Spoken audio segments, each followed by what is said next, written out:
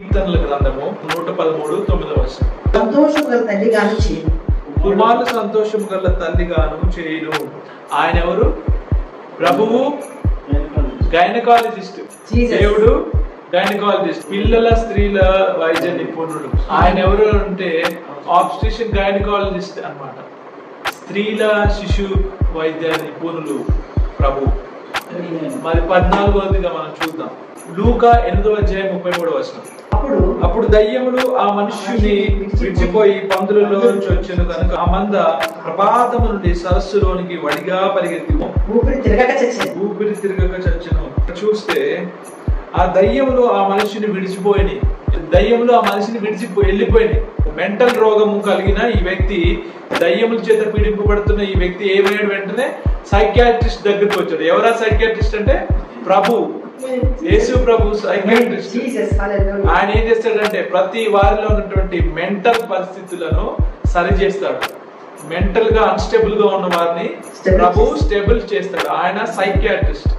ఆయన ఎవరు అంటే మానసిక వైద్య నిపుణులు ప్రభు. 15వది మనం చూస్తే 2వ రాజుల గ్రంథము 20:1-7 వరకు. మనం ఆ దినములలో హెజ్కియా మరణకరమైన రోగము కలగగా ఆమోజు కుమారుడు ప్రవక్త అయిన యెషయా అతని యొద్దకు వచ్చి, నీవు మరణమవుచున్నావు, బ్రతుకవు గనుక నీవు నీ ఇల్లు చక్కబెట్టుకొనమని యెహోవా సెలవిచ్చుచున్నాడని చెప్పగా అతడు తన ముఖము గోడ తట్టు తిప్పుకొని, యెహోవా యథార్థ హృదయుడునై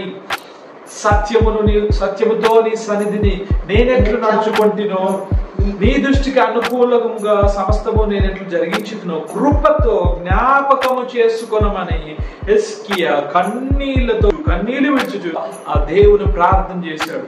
యెషయా నడిమిశాలలో నుండి అవతలకు వెళ్ళక మునిపే యెహోవా వాక్కు అతనికి ప్రత్యక్షమై ఈలాగు సెలవిచ్చెను, నీవు తిరిగి నా ప్రజలకు అధిపతి అయిన హెజ్కియా యొద్దకు పోయి అతనితో ఇట్లను, ఈ పితరుడైన దావీదునకు దేవుడకు యెహోవా నీకు సెలవిచ్చినదేమనగా, నీవు కన్నీళ్లు విడిచి చూచి తిని ఈ ప్రార్థన నేను అంగీకరించి ఉన్నాను, నేను నిన్ను బాగు చేసేదను.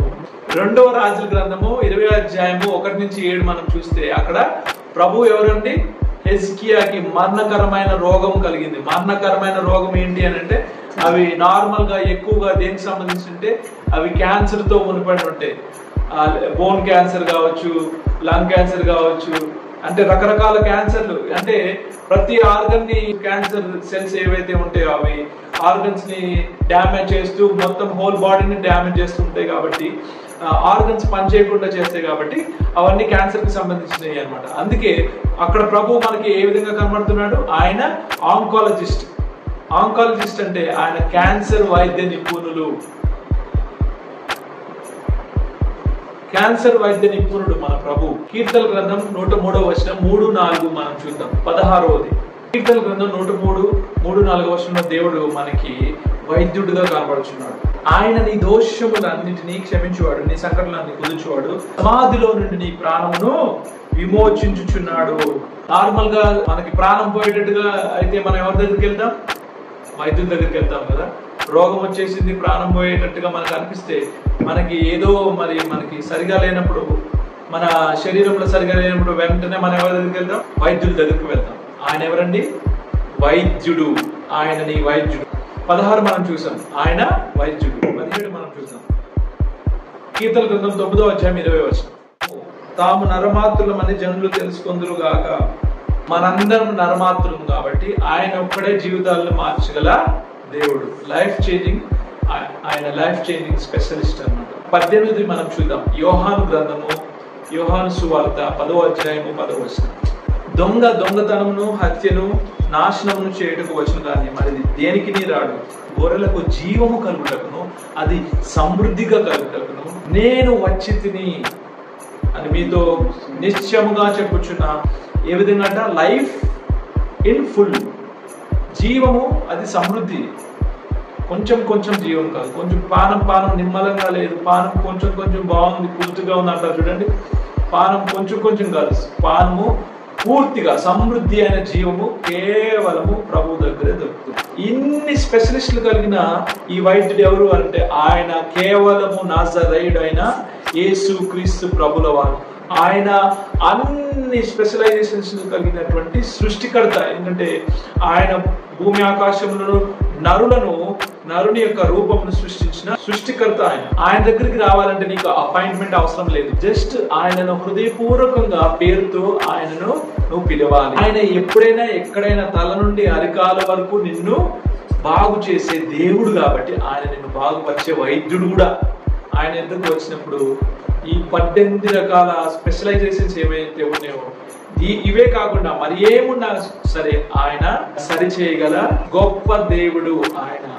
ఆయన నీ యొక్క రాజు, ఆయన నీ యొక్క ప్రభు, ఆయన నిన్ను సృష్టించిన సృష్టికర్త. ఈ వాక్యము మీ అందరి వినికిడిలో దీవెనకరముగా ఉండును గాక. దేవుని యొక్క ప్రసన్నత, దేవుని యొక్క సన్నిధి, దేవుని యొక్క సమాధానం మీ అందరితో ఉండును గాక. దేవునికి మహిమ కలుగును గాక. చిన్న ప్రార్థన చేశాను, కళ్ళు మూసుకోండి. దేవానికి స్తోత్రం. ఎవరెవరైతే ఈ వాక్యమును విని అనేకులకి ఇది తెలియజేసే విధముగా మరి వీరందరూ మరి అనేకులకి చేరదీసే విధంగా వారిని ఉంచండి. అనేకులు ఈ వాక్యము విని దేవుడు ఈ విధంగా ఆదరిస్తాడా, ఈ విధంగా ఆయన చేశాడా మనుషులను అని వారు గ్రహించినట్టుగా వారు మనోనేత్రము కలిగినటువంటి గుడ్డిదను తొలగించి ఈ మహిమ చేత వారి జీవితాలు నింపమని. దాని ఎవరెవరి జీవితాల్లో అయితే శోధన చేత, మరి బాధల చేత, ఇబ్బందుల చేత, లోక సంబంధమైనటువంటి బంధకాల చేత, అనారోగ్యం చేత, అస్వస్థత చేత, కోర్టు బాధల సమస్యల చేత, కుటుంబ వ్యవస్థలో ఉన్నటువంటి ఇబ్బందుల చేత బాధపడుచున్నారు ప్రతి సహోదరిని ముట్టని బాగు చేయండి, బలపరచండి, దీవించండి, ఆశీర్వదించండి. నెమ్మది, శాంతి, సమాధానం చేత నువ్వు ప్రతి ఒక్కరిని నువ్వు నింపమని యేసయ్య అతి శ్రేష్టమైన నామములో ప్రార్థన అడుగుచున్నాము తండ్రి. ఆమేన్.